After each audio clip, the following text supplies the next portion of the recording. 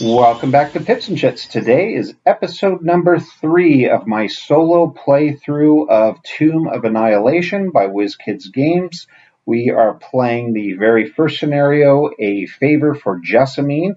I am soloing with Dragonbait and Artus Cimber. We are about to start round number 5. However, as you can see from the last episodes, I've repositioned the camera just a little bit. We've got a little bit of more cards in view here, so they weren't off camera. I've got a basic recap here. We have one healing surge left. We had an event that made us lose a healing surge on a roll of 18 or higher. Of course, the way I've been rolling, I of course rolled a natural 20, so that healing surge went right out the window. But I'm going to go ahead and just move this down just a little bit so we can see, get a couple more tiles in there. And we have Artus currently at a disadvantage until the next time he attacks. And it is currently his turn right now. So we're about to start round number, his turn. It'll be round number 5, starting with Artus. So I think the first thing we want to do is, this doesn't look like we're going to get anywhere right here. We have to go through 2 traps, and this is kind of an empty space right here, or a dead end. I don't want to get trapped into here, so I think we're going to move our adventurers north. So Artus has a speed of 6. And right now, we're just going to move him up 1, 2, 3, 4. He's going to go ahead and take that disadvantage token with him right there. And now, as part of his exploration phase, he is going, we're moving into the exploration phase. And the first thing he's going to do is draw a new dungeon tile. And we found the village. Nice. And we are going to spawn 2 monsters for Artus. So our very first, then there's one ambush here. Actually, there's 3 monsters. So this might be a little bit of a tough fight coming up here, actually. So our first monster is a Veggie-Pygmy Warrior. So let me go ahead and put that under Artus's area. And we'll go ahead and grab the appropriate little miniature, and there we go, set a Veggie-Pygmy right there. And we will go ahead and draw monster number 2, and good thing it is another straw man, which actually helps us out quite a bit because that Veggie-Pygmy might go after that straw man. So let me grab that token. Hang on a second. All right, I have our straw man here. Go ahead and place him down there, and we have one more monster to draw, and we have another Veggie-Pygmy Warrior. So we'll go ahead and put him out here on the board, and also we're going to have 2 of these now under the control of Artus. In other words, they're going to want to engage Artus unless something happens here. So we'll just keep them side by side. Doesn't really matter at this point where the cards are. They're basically the same cards. So if we can go ahead and continue on, the good news is this is a white triangle, so we don't have to draw an actual encounter card, but we're just going to go ahead and move our villains now because we're going to go ahead and move into the villain phase. So our first Veggie-Pygmy Warrior, it says if their tactics are as such, if the Veggie-Pygmy is within 1 tile of a hero, it moves adjacent to the closest hero and attacks with that spear. Well, there's that straw man right there. So this Veggie-Pygmy is going to go right into there, and he is going to go ahead and attack that straw man. All right, and that straw man has an armor class of 11 and 1 hit point. So the first thing our Veggie is going to do is he's going to roll his dice, and he has a modifier of +4, so we want to roll low. And yes, awesome. So a 4 and a 4 is 8. That's less than the armor class of 11. So he makes a stab at the straw man, and he misses. Well, next up would be the second veggie pygmy, so he'll go ahead and move right next to that and go for the same attack. And unfortunately, that's a 15 plus 4. That veggie goes ahead and destroys the straw man, so we remove the straw man from the board. I'm just going to put him over here in case we draw another one. But at least that's kind of a somewhat of a reprieve for Artus. So Artus will have hopefully a decent turn next turn. That being said, we're going to go ahead and move into the sequence for Dragonbait. It's going to be his hero phase right now. He can move up to 5 on his move. So let's see, can we get to the pygmies? So 1, 2, 3. Well, we actually can. He can move 1, 2, 3, 4, and go for. Actually, he can move 5. 1, 2, 3, 4, 5. I think that's a good thing, and he will go ahead and use Swift Strike.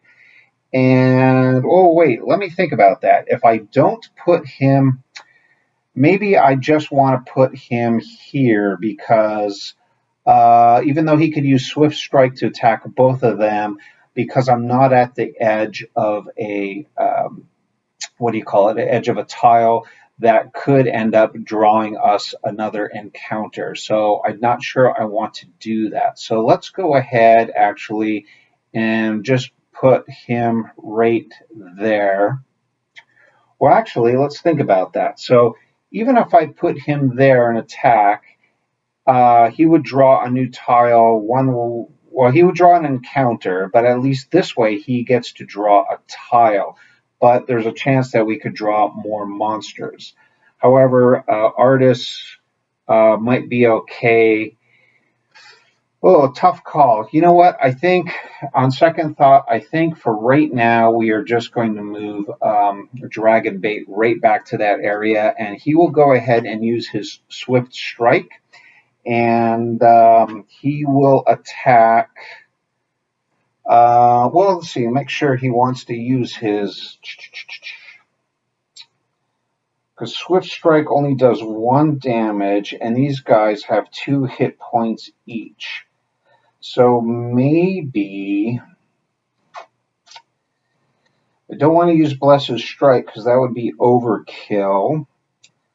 I could use Shen's State and not draw a monster on this next turn. I think our best bet maybe right now is, you know what? I know I'm second guessing myself here quite a bit. I think I'm going to move Dragonbait back to here.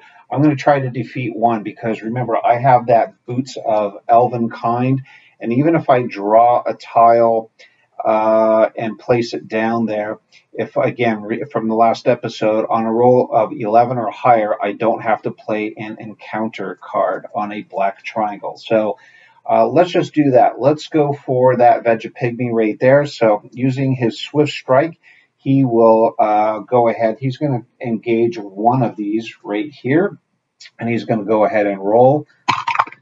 And what is that? Oh, a complete miss. Wow, a 1. So that's absolutely nothing. So Dragonbait's going to have 1 more attempt. And what do we have there? We have 9 plus, what is his Swift Strike? I already forgot. Swift Strike is 4. So that's 13, and they have an armor class of 11. So at least 1 hit gets through. And let me go ahead and put 1 hit point of damage on this Vegapygmy warrior, and I'm just going to place it on the card down here. So we have 1 on that Vegapygmy. Now, Dragonbait, unfortunately, is going to end his turn. He moved and he did his 1 attack. However, he's going to go ahead and reveal a tile at this point. We're at this edge. So we're going to go ahead and draw this. And lo and behold, it is a black triangle. So we are now going to roll using his Boots of Elven Kind, and if I roll higher 11 or higher, I do not have to draw an encounter. But before I do that, let's go ahead and populate. We're going to draw 2 traps by random and put them down here. I don't know what they are. A lot of traps on this board. Don't like that. And let's go ahead and draw the monster first before the encounter. So Dragonbait is going to pull a Sioux monster. It is an animal with an armor class of 12 and 2 hit points. So that is going to go down into his control area. And we will go ahead and put a Sioux monster out on the board. And that Sioux monster will go right there. And now we will go ahead and roll for that encounter. And oh, bummer, just barely. We needed an 11. We rolled a 10. So, God, so close. I swear, this is the worst rolling I've done in a game in a long, long time. Anyway, let's see. A Hall of Traps. Each player chooses a trap within 1 tile of their hero and triggers it as if their hero was on it. Oy, okay, so within 1 tile. So we have a 50-50 chance. It doesn't really matter, but we're going to draw a tile or 1 trap here for Dragonbait. Oh my gosh. A spear trap, 3 points of damage. Wow, I am drawing the worst, absolute worst in this game. I can't believe that. Okay, so hang on a second. I'm going to pause this until I can find the correct token. Well, I couldn't find a 5 or a 3, so I'm just going to, he already has 2 hit points of damage on him anyway, so I'm just going to remove these 2 hit points of damage and replace it with this 5 hit points of damage. So Dragonbait is now currently at half health. That is not great at all. And now we have to draw a trap for Artus here, who's also not doing great. So let's just draw this one. Oh, good. Finally, we get a little bit of reprieve. That's a safe, so nothing happens there. So we'll go ahead and remove those 2 from the board, and he's okay at that point. So now the Sioux monster is going to go ahead and move in and, let's see, attack. Say his tactics are, if the Sioux monster is on the same tile as the hero, it's not. So we move down to the next one. If the Sioux monster is within 1 tile of the hero, select the tile within 1 tile of the monster that has the most heroes on it. Well, it's going to be Dragonbait. The Sioux monster attacks each hero on that tile with Psychic Crush. So it doesn't look like he even has to move. He can successfully do that psychic attack without having to move. And so that crush is a +4 modifier. So we have to roll the dice.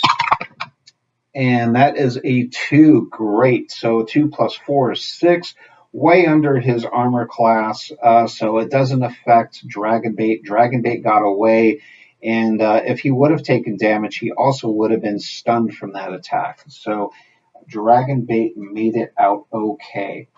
So that is the end of round number 5. So we'll go ahead and now move into round number 6. I think first things first, well, Artus, he is going to finally be able to use his bow, but remember, he's at disadvantage. So I think what Artus is going to, oops, wrong pile of cards here.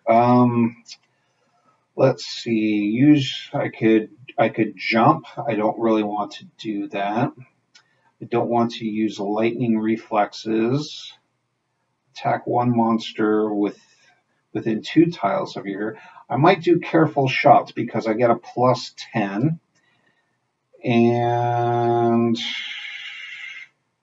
ooh, I could get up close. I don't think I want to do that though. I think Doesn't have quite line. Well, yeah, he does have line of sight to this veggie pygmy. Remember, this veggie pygmy right here already has 1 hit point. There's a chance Artus might be able to take him out right now. So he'll go ahead and roll the dice. Remember, we have a +10 modifier, and that is an 18. So he pulls back his bow, he releases his quiver or his arrow. It hits the veggie pygmy, and this veggie pygmy is decimated. So we'll go ahead and remove that veggie pygmy from the board. That gives us 1 experience point right there. And we also get to draw a treasure. And the treasure is a pouch of copper. So Artus is going to go ahead and gain 100 gold pieces. And let's go ahead and get that marker out as soon as I can find them. What did I do with them? All right, here they are over here. So Artus has gained us. Oh, you know what? Before I should have done. I need to roll again. Let's not get a little ahead of ourselves. So that was an 18. He's rolling at disadvantage. He has to roll again. I just caught that. Oops. And take the lower of the two, and it's a 5. So he would have taken this 5. It's definitely lower than 18, but we add 10 to it because of that attack anyway. So that would have been 15. It still would have defeated our veggie pygmy because he only had an armor class of 11. Good news is this disadvantage now disappears, but the end result is the same. So that was his 1 attack. I think just so we can get a little bit of a move on here, we should be coming up on possible tile that would be the mushroom. I think we will go ahead and let's see. He still gets to move. Maybe we cover up this ambush space just in case. So maybe we go 1, 2, 3 to cover up that ambush space, and that he'll forfeit the rest of his movement at this time. He already made his attack. So we'll go ahead and move into the exploration phase. We're going to reveal yet another tile. And this is a tile with a monster on it. And it is also a black triangle, so we're going to draw an encounter. But first, let's go ahead and draw our monster. And we have a Chultan skeleton. And so that is going to go under Artus's area here that he's going to control, and we need to get a skeleton out. And just to show you, this is a skeleton I painted some time back. Sorry, it's a little out of focus there, but we'll go ahead and put that skeleton right on down right there. And let's see, did I draw an encounter? No, I haven't drawn an encounter yet. So because of this black diamond, we have to, or black triangle, we have to draw an encounter. Place a new monster on the closest empty ambush site. Well, we have one right here. So we're going to draw another monster. And I don't like to see these ones. This is going to be a velociraptor. So now things are getting really tough. There's a lot of stuff going on right now here. We've got a lot of monsters. I think at this point, after these guys go ahead and make their moves, I think our next turn here, we might go ahead and start using some of our daily powers. We are definitely surrounded, and let's just see how this plays out.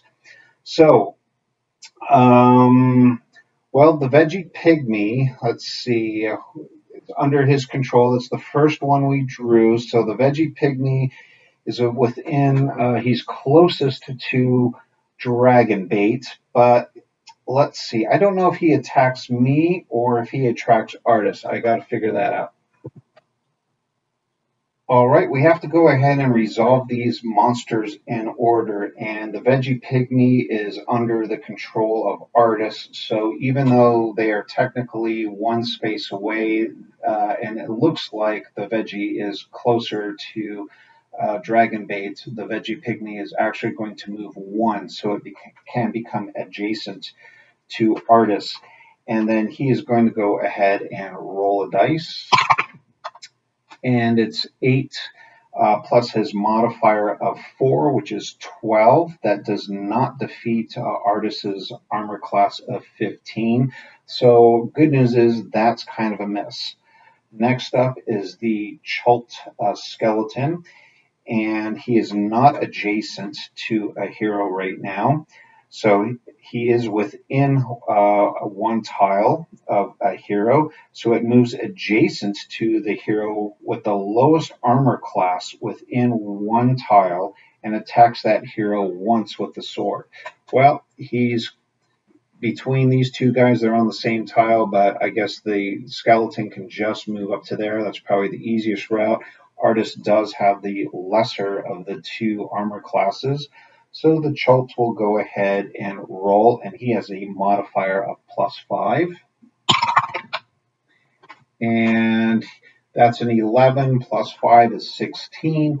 That does go ahead and hits Artus for 1 additional point.